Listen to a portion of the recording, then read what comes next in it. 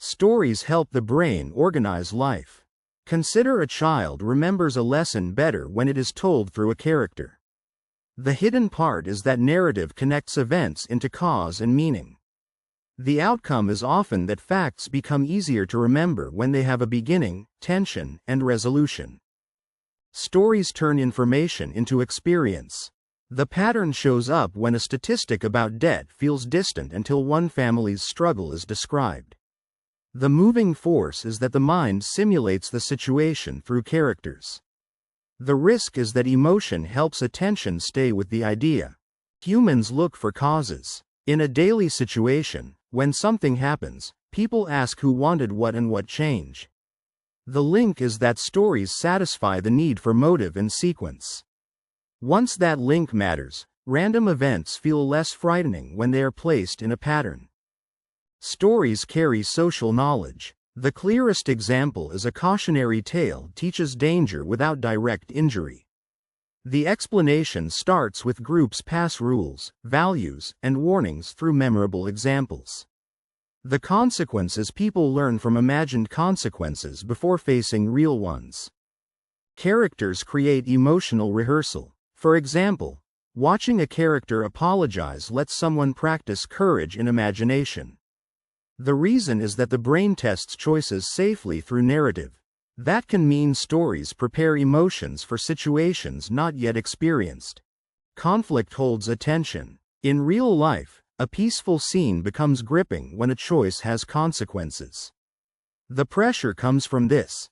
Tension signals that something important may change. The result can be attention rises because the outcome is uncertain. Stories make identity stronger. Think of a person explains their life as a survivor, builder, outsider, or learner. The process works because self-narratives shape what experiences mean. Over time, the story someone tells about themselves can limit or empower behavior. Memory favors narrative shape. A simple case is this. People remember the argument, turning point, and ending more than every detail. The important driver is that the brain compresses experience into scenes. That is why stories fit the way memory already works. Moral lessons travel through stories. You might see it when a direct lecture may be resisted, but a character's mistake feels safer to examine. What matters underneath is that distance lowers defensiveness. If it is ignored, people can learn without feeling personally attacked. Stories build belonging. One ordinary version is families repeat origin stories, communities share heroes, and nations remember turning points. The mechanism is that shared narratives create a sense of us. The practical effect is belonging grows when people know the same references. Marketing uses story because products alone feel flat. Consider a shoe becomes about discipline, travel, or status. The hidden part is that narrative adds meaning to objects. The outcome is often that buyers respond not only to features but to the identity attached to them. Stories can mislead. The pattern shows up when a dramatic anecdote can feel more convincing than balanced evidence. The moving force is that emotion makes a single case feel universal. The risk is that people may overtrust stories that are vivid but incomplete. Conspiracy theories exploit story hunger. In a daily situation, a complex event becomes clearer to accept when a villain and secret plan are supplied. The link is that narrative can replace careful evidence. Once that link matters, the comfort of a clear plot can overpower uncertainty. Good explanations often need story and structure. The clearest example is a teacher may use a student's example before giving the principle. The explanation starts with story creates attention while structure creates understanding. The consequence is the two work best together. Stories help people endure pain. For example, someone frames hardship as a chapter rather than a permanent identity. The reason is that meaning can reduce helplessness. That can mean suffering becomes more bearable when it is placed inside a larger journey. The ending matters emotionally. In real life, a hard story with repair feels different from a hard story with no change. The pressure comes from this. Resolution tells the brain what to do with tension. The result can be people seek endings because unfinished emotion stays active. Stories allow safe disagreement. Think of a fictional character can reveal a real issue without naming anyone directly. The process works because distance creates room for reflection. Over time, people discuss values through imaginary events. The best stories feel specific. A simple case is this. One cracked cup on a kitchen table can carry more feeling than a general speech. The important driver is that detail makes the imagined world believable. That is why specific images pull the mind closer.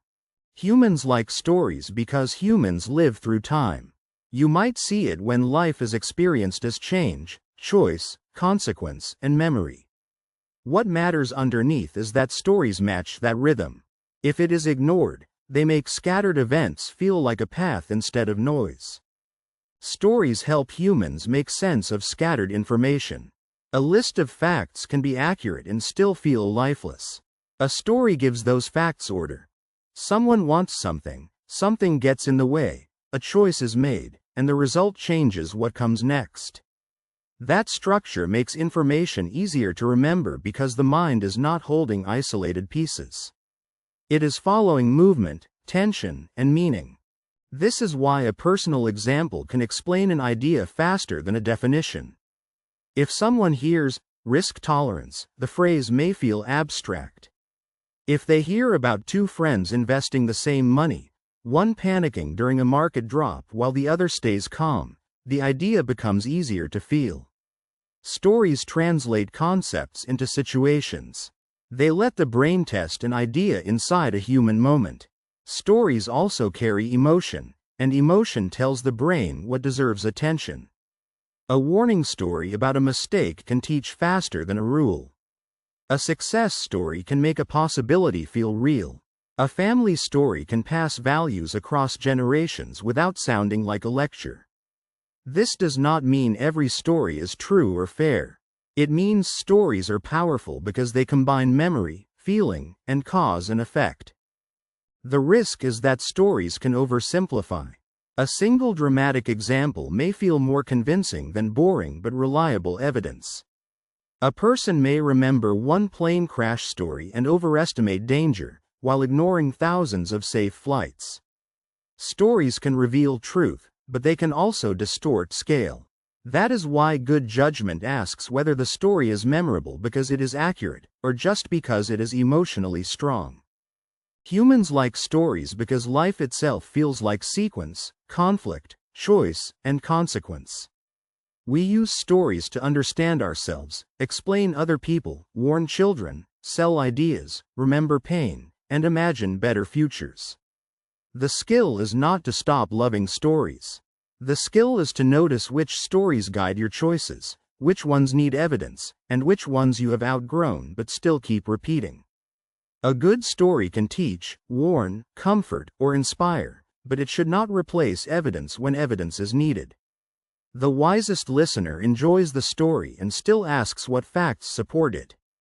That balance lets stories stay powerful without letting the most emotional story automatically become the most accurate one.